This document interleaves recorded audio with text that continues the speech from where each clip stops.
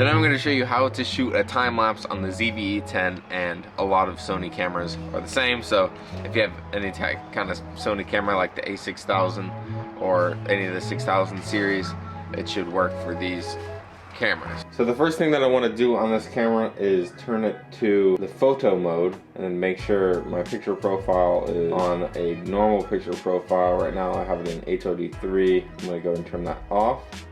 So it's at a normal picture profile, and then I'm going to put my shutter speed to, so when I'm doing time lapses, I like to get that motion blur effect, so I bring it down as low as possible, and to do that I put a ND filter on it right here.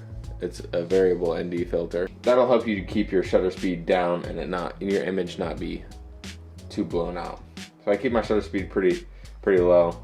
And then I'm going to go to my menu settings and go to my file format because I don't want to shoot this in RAW, because I don't want to go through the hassle of having to put it through Lightroom. I just want to put it in the Final Cut Pro and it all be good to go. So I'm going to change this to JPEG.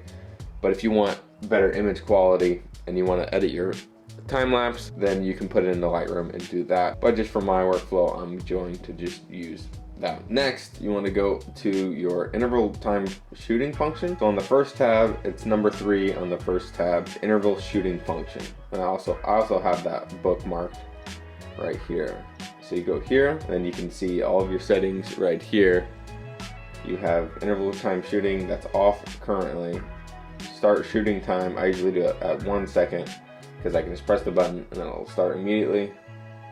Shooting interval, that's how long it'll wait between each photo, and I have it set at 2 seconds. And the number of shots, I make this as high as possible because I like to control when it stops, so I just set it at a ridiculously high number, and then that usually works for me. And then the AE tracking, I just have it on high. And then this silent shooting interval, it's on right now, but I don't think it'll bother me if it's off. I think I'm going to keep it off for now because I like the sound of the shutter, so I kind of hear it. And I kind of like the mechanical shutter a little bit better. I don't know if it makes a difference. This is how I set up for doing time lapses. Make sure this is on, and then I'm just going to hit that button a little bit, and then once you're ready you can hit the button and then it'll start taking the photos every 2 seconds. I'm going to try to get a better time lapse because when you're outside, I was trying to film this outside but you couldn't see the LCD screen, so that's why I'm inside showing this. I'm going to go shoot a time lapse. Let's see how it turns out. This is the setup that I have, and I'm shooting this in broad daylight like an idiot. And it's very windy outside, so I don't know about that. And now I'm going to start now. You just let it wait, do its thing. And then I just sit here and wait. I think it was running for 15 minutes. Now let's go into the editing. Let's see how this looks. Welcome to Final Cut Pro.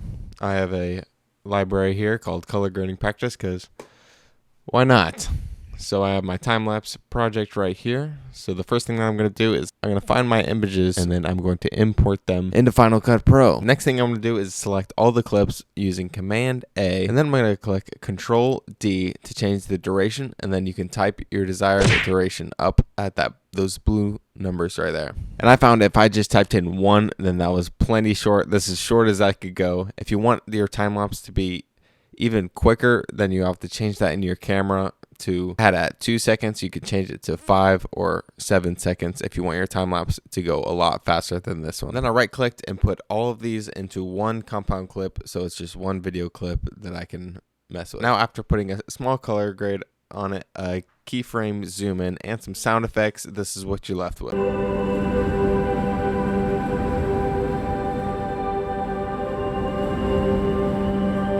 Thank you guys for sticking to the end of this video. If you enjoyed this video, please give it a like and subscribe to the channel if you want to learn more things about beginner video. I'm still learning. If you have any questions about something that I did wrong that I could do better, then leave them down in the comments. I'm always wanting to learn. See you in the next video. Bye.